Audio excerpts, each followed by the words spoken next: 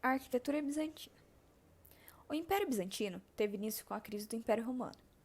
Essa se deu pela impossibilidade de governar e controlar um império tão grande. Assim, houve a divisão em Império Romano do Oriente e Império Romano do Ocidente.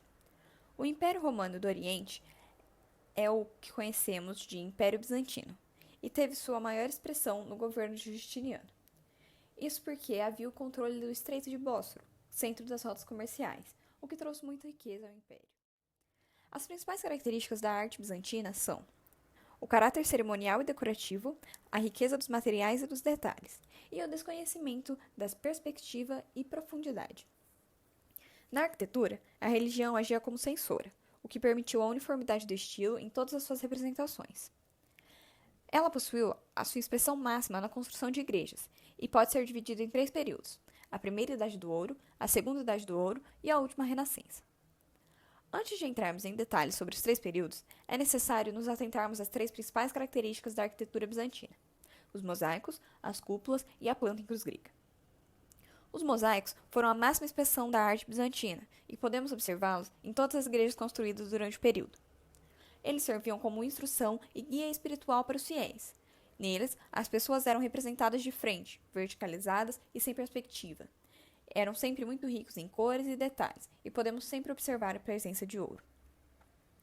As cúpulas representavam o céu e a sua base na terra, também conhecido como a abóbada celeste.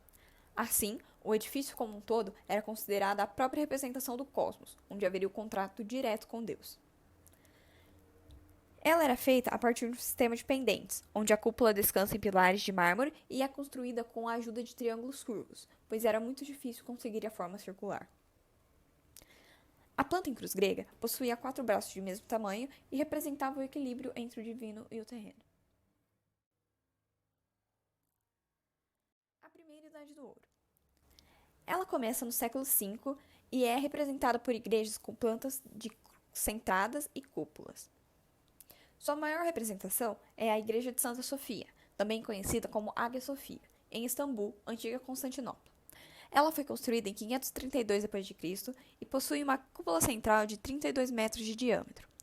A igreja foi transformada em mesquita após a invasão dos otomanos, e nesse período houve a construção de 3 minaretes. Nas imagens, podemos ver o interior da catedral, muito adornado em ouro, e também a planta centrada. A Catedral de Santa Irene, também em Istambul, foi construída em 548 d.C. e foi restaurada por Justiniano I. Ela é formada por uma nave central e arcos e pilares laterais. Na época em que foi construída, ela era considerada uma igreja inferior e mais pobre quando comparada a Santa Sofia, pois não possuía tantas riquezas e adornos. Quando Santa Sofia foi transformada em mesquita, Santa Irene passou a ser a representação da Igreja Ortodoxa em Constantinopla. A Segunda Idade do Ouro. Do século IX ao século XIII, foi constituída geralmente por pequenas igrejas de mosteiro com planta em forma de cruz grega e cúpulas ascendentes em tambores. Entre elas, podemos citar a Basílica de São Marcos, em Veneza, construída em 1071 d.C. Ela era extremamente adornada em mármore, ouro e metais, e composta por cúpulas e vitrais. Aqui, podemos ver o interior da basílica e o principal vital em mosaico, original até hoje. A última Renascença. Esta começou no século XIV e foi até o século XV, e era composta por edifícios mais altos, cúpulas menores e plantas normalmente desformes, muito coloridas e valiosas. Podemos exemplificar a Catedral de São Basílio, em Moscou, na Rússia. Ela era composta por torres muito altas e centralizadas, cada uma com um estilo diferente. Foi construída de tijolos maciços e madeira e possuía muitas cores. Na imagem, podemos notar as várias cúpulas de tamanhos e cores diferentes, os mosaicos ricos em ouro e a planta disforme. Desta forma, podemos concluir que a arquitetura bizantina se manteve uniforme e padronizada durante todo o período de sua existência, com suas principais características sendo a presença de várias cúpulas, mosaicos coloridos e onde a sua intenção era mostrar o poder e a riqueza do Império Bizantino.